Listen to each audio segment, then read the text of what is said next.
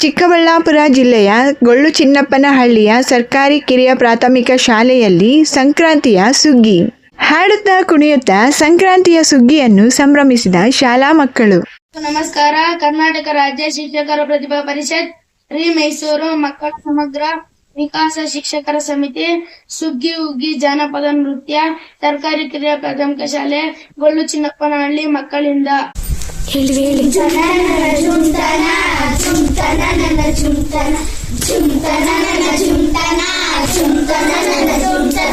ಸುಗ್ಗಿಯ